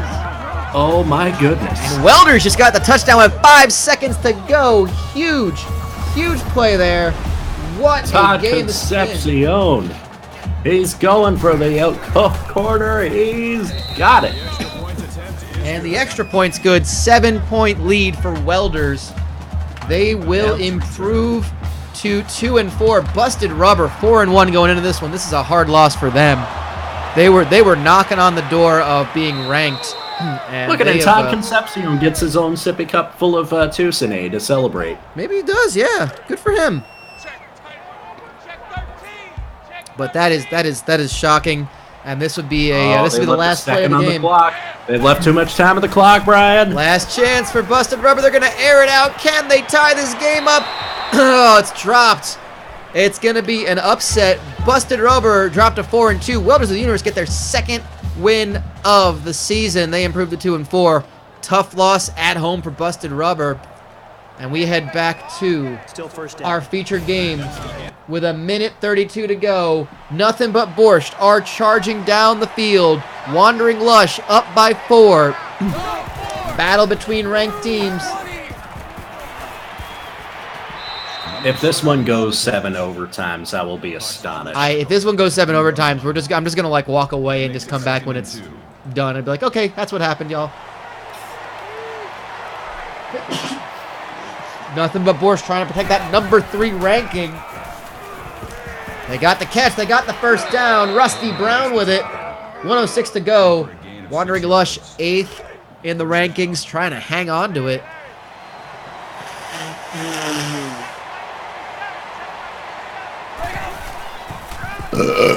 Nice. Pretty nice. And KO Pectate with 3 touchdowns. Great stat day for KO Pectate of Nothing but Borscht. He's really got that offense moving. Oh, there's the touchdown to Scroats Hammerson. 9-yard catch, touchdown. Oh shit! I think they left too much time on the clock, Brian. They might have, but they had to take the lead there. So 52 seconds left for Wandering Lush. All they will need is a field goal to tie it up and send it into overtime. Nothing but Borscht running that 3T Scroats offense. The 3T Scroats. Ew. Tim, I got a third ball. Yeah, it's a third testicle. I call it a 3T Scroat. 3T Scroat. Ugh. Oh, 48 seconds to go. Tennessee Cock. Great stat line today. 198 yards. 3 touchdowns. No picks. We go from Scroat right to Cock. Yep, Scroat and Cock. And down 3.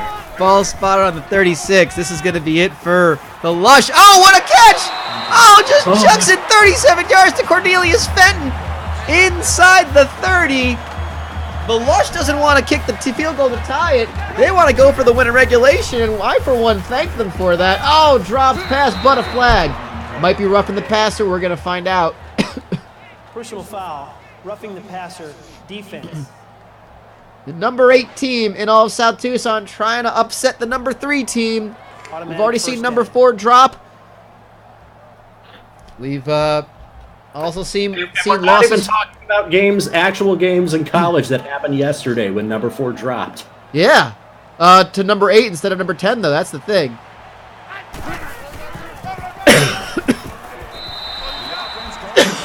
God, I need a cough button. Yeah, just kind of looking through this. Diddler's got the win. Burns and Crackle got the win. Nothing but Borscht currently leading. Oh, it caught it, but outside the end zone. Tremors lost to Abigail Mays. Mulch got the loss. Texas Roadhouse, I think we looked at them. Yep. Oh, they ended up losing. Texas Roadhouse lost that one. Rancho Robusto. 4th and 6. Wandering Lush. Do they go for it? They just kick the field goal. I think they're going to kick it. And again, did they leave too much time on the clock? That is the question. Rancho lost. Clowns won. Someone will always tell you that there will be too much time on the clock if there is just like a second left on the clock. They really will. Oh, God. Well, in this case, we're seeing... This is the post-kick-sits world that we live in. Yeah, it's true. Which, by the way, I realized watching the Iron Bowl yesterday that they started off 21 seconds and a penalty. Let's see what that does. That's going to give the Borscht are going to have a shorter field. They have crossed the 50 now on the 49-yard line. All they need is a field goal to win it. 21 seconds to go. Can they protect that number 3 ranking? You should probably send somebody back to try and field it. Maybe. Well, no, they got time. They got time to run a couple plays, get a little closer. They're just going to chuck it out of bounds. But no, I was watching the Iron Bowl yesterday, and like they started off with all like the great moments in the Iron Bowl, like of course the kick six, but like all the other like notable moments. And I always feel like that's a double-edged sword, because, yeah, it's like, hey, cool, rivalry. And then you just know that this one is not going to be anywhere close to that. And you're just setting yourself up for disappointment. Like, this is not going to be fun. This is just going to be ugly and I'd say it was fun for like a quarter until Alabama decided, oh yeah, let's drop the hammer. Oh, you mean like the first quarter where like Auburn were doing like dirty hits and everybody, what a catch! Oh, huge catch! And Lexus Williams. Gotta do what you gotta do. Somewhere up there in heaven above, Tammy from Clanton will be so proud of those dirty hits. Tammy and her daughter died in a car accident recently. It's really fucking sad. Oh shit! I'm assuming everyone found out because of the Feinbaum show, right? Yeah. Holy fuck! Oh my god, they're going for it! Picked off in the end zone. What the hell? Oh shit! Why do you not? We've got overtime. Why do you not kick it? It was an easy makeable field goal. God damn it, Coach! Coach?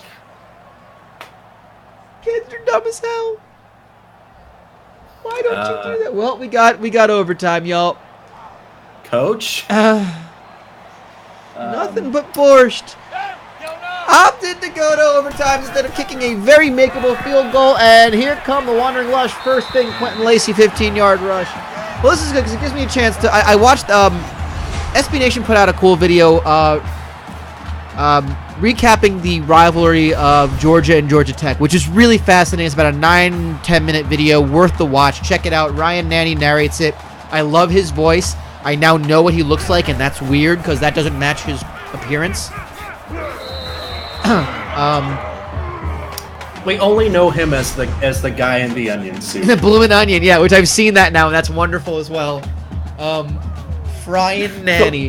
The Bloomin' Onion that helps South Carolina come back in the Outback Bowl. Against who? Michigan. Oh my god, I love it. I love it. Yeah, the clean old-fashioned hate rivalry video. It's great, and I was actually really disappointed that Beef History is a series that they've done, but this is like really the only like college football rivalry they've covered, and I want them to do more of them because I feel like there's so much more interesting things about that. There's also the one about Steve Spurrier antagonizing the entire University of Tennessee program. Yeah, but it's not like the two schools. It's not like the Auburn-Alabama rivalry or any of the other ones. Oh, man. Oh, took a second, but Quentin Lacey rushes it in for the touchdown to start things off. Now, nothing but Borscht have to match, and, of course, the extra point is coming up. Oh, yeah, of course, LSU at Texas A&M. I passed out during LSU Texas A&M. I woke up, it was still going on. I was like, oh, what have I missed? By the time things started going really sideways, I was just like, I feel like I would have missed too much. Yeah. It would be like the World Series game where I fell asleep during the middle of like the 7th inning. I woke up thinking I'd missed the finish. Oh no, there was still a lot more baseball left to have happen. Yeah. Yeah, there was. Not really sure about that. Yeah. Excuse me. Roughing the passer, defense.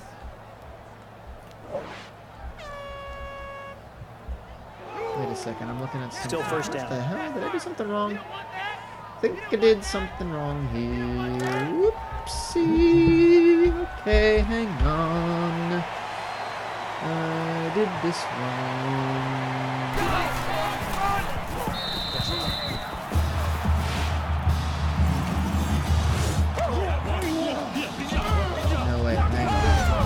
Oh, there we go. Borscht just decided to tie things up, and we're going to go.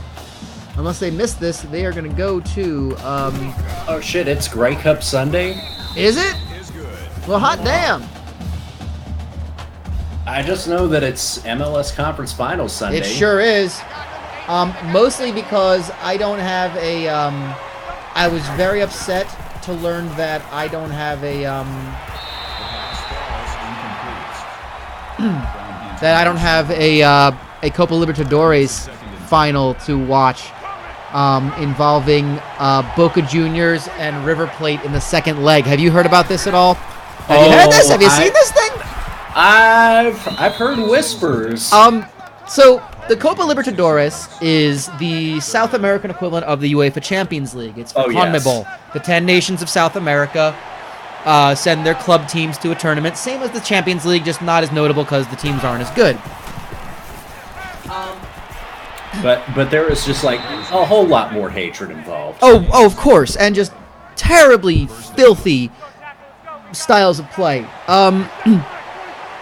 So the tournament does a two-legged final, and this is the last year of the two-legged final. They made that declaration before the tournament began.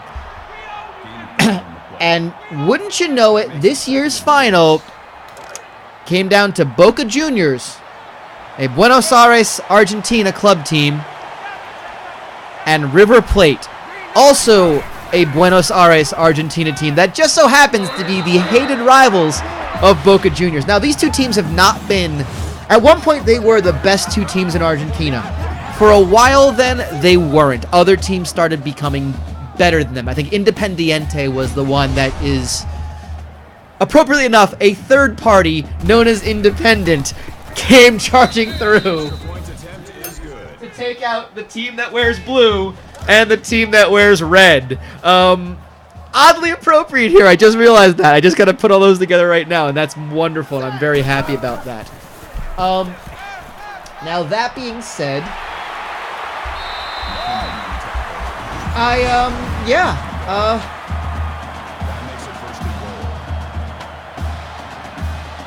So yeah, that being said, they had the first leg of this, I think, about a week or two ago. And, oh no, they had it a while ago. I feel like they had it a while ago, because I was streaming and I was trying to watch it at the time. And, sorry, maybe the Diddler Cup was on, and I was trying to watch the Diddler Cup at the same time, because, you know, I wasn't streaming the Diddler Cup, nor were you. It was totally Chip and Lloyd. 11 Sports has got Taekwondo on. It makes me so happy. I want to watch it right now. I really do. 11 Sports Mafia has an American leg to it. A couple of my UK friends refer to themselves as the 11 Sports Mafia. I will declare that you and I are the American arm of that. We're not going to jump through tables. No, we're not. Why would we have to? I'm worried. Why would we have to? Because we are a sports mafia, but we are not that. Oh, not the Bills Mafia. No. Thank you. I forgot about that. All right. Well, this is going to go to a third overtime in a second. Is providing that Wandering Lush kick the extra point. Third overtime means you must go for two. Just for those who need to know the rules. Which makes that 7 overtime game even more remarkable. Yeah. Yes, the first leg of the Copa Libertadores was 2 weeks ago. It was 2-2. So this gave this one all to play for. It was supposed to happen on Saturday. And apparently things seem to have happened. I think the Boca Juniors team... Now, this was being held at the stadium of River Plate. And Boca Juniors team was reportedly vomiting in their locker room, believed to have gotten hit by tear gas, because, of course, there was a very respectful and calm and not at all hostile crowd outside the stadium who didn't have tickets to this game in Argentina.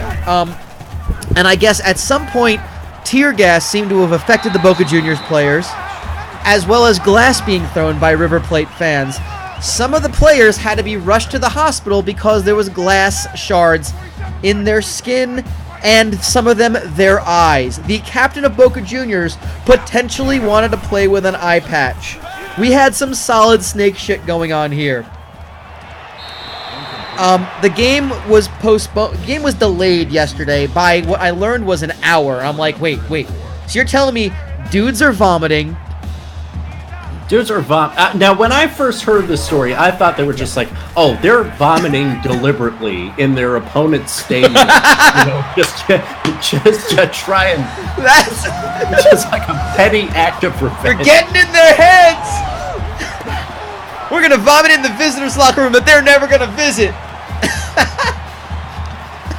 We're gonna tear gas ourselves to own our rivals. Tear gas That's ourselves. how we get the upper. So I love that the answer to vomiting players and some being rushed to a hospital was, let's delay the kickoff by an hour. That was the first initial reaction. That 2-point conversion is no good, so this is interesting. We're going to have to look at that again. That might have... Oh, I guess he must not have held on to it. That's what it was. Okay. I thought he caught that, but I guess it was not held on to. So here comes nothing but Borscht have a chance in 3 overtimes to win it with a touchdown and a 2-point conversion. And see, that is a touchdown. So someone gets a touchdown, runs towards the 50-yard line while shoving a finger down their throat and throws up on the logo. You know this would happen in Dallas, nowhere else. Like, the only place this happens is in Dallas, unless it's in college. As it should.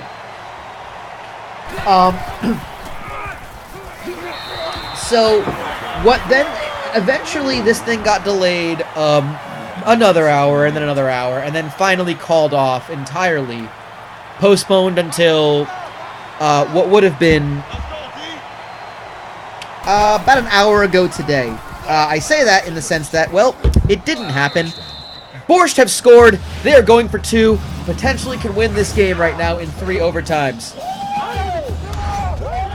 Here we go. And, yeah, so what ended up happening, both clubs had agreed not to have any away fans at the match, which is something similar that they do in Argentine football. Yeah, because it's going to be that dangerous. There is nothing happening that is safe in Buenos Aires. Sack! We go to a 4th overtime, 58-58. For the record, this is literally the only overtime game in the damn week 6. And it's the one we're doing live, because of course it is. 3 down, 4 to go. For real. So yeah. Now, I was watching a stream of Fox Deportes, which is how you can watch it in the States, which unfortunately I don't have the channel. I don't have any of the package that has Fox Deportes. And by the way, Deportaste is how you would describe this this rivalry.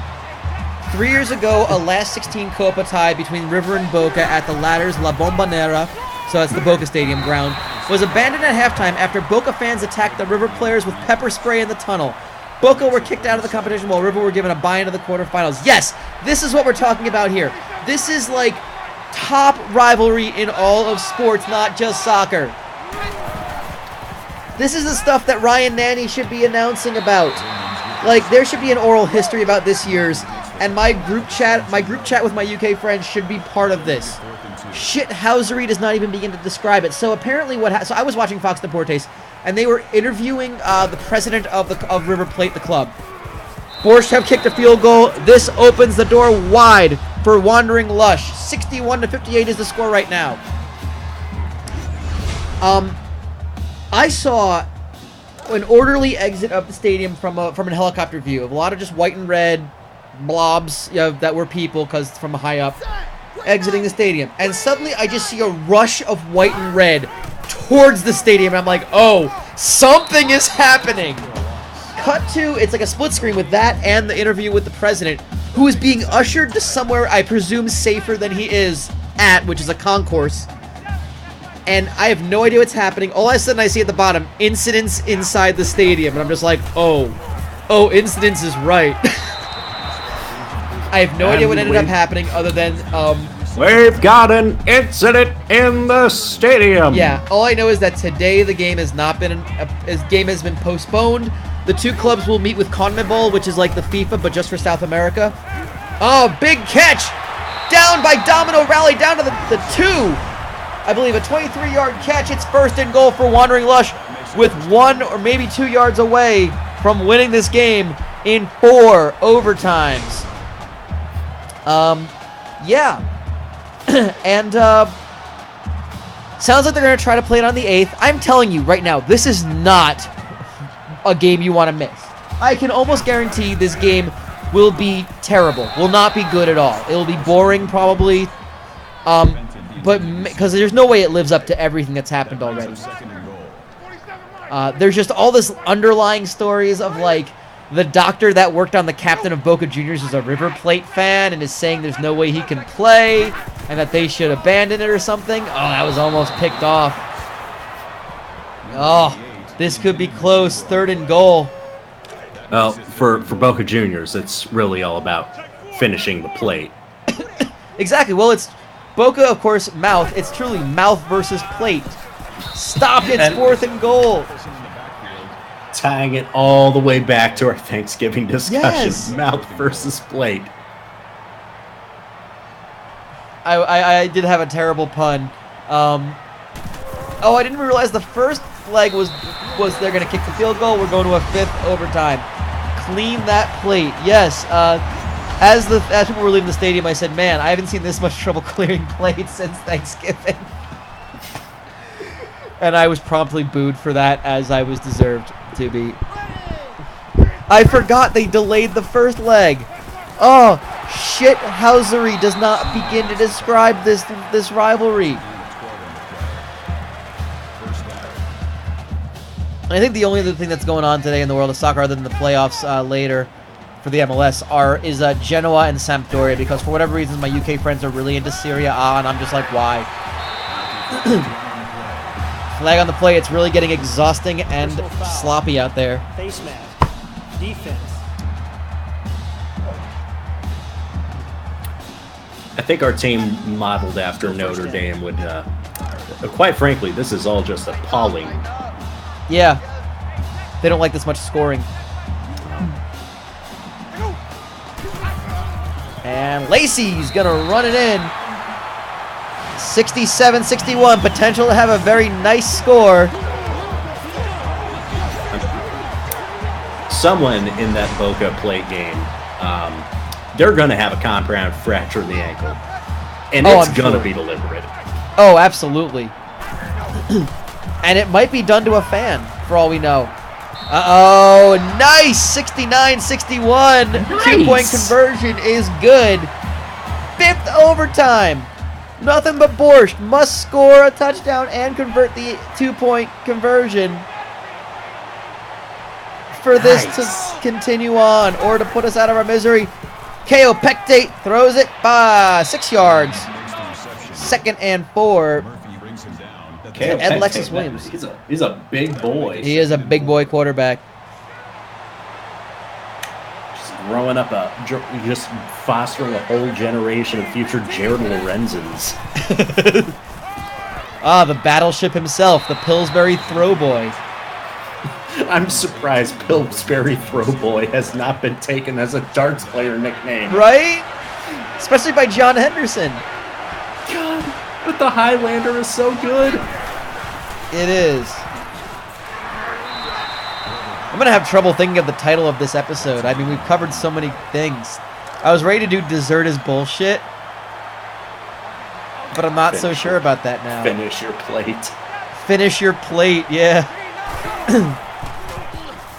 Finish your plate, Boca. Oh, no, it's a turnover on 4th. Wandering Lush has done it. 69! 61! Woo! 69! Yup! There we go! That's 69. your title. Woo 69? I don't know if that's the title. I don't know if that's... That may have to not be the title.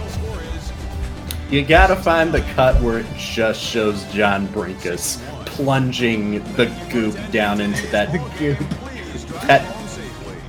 into that model stomach. Plunging the goop. Oh. Can you please explain this this Vine to somebody who may not have seen it?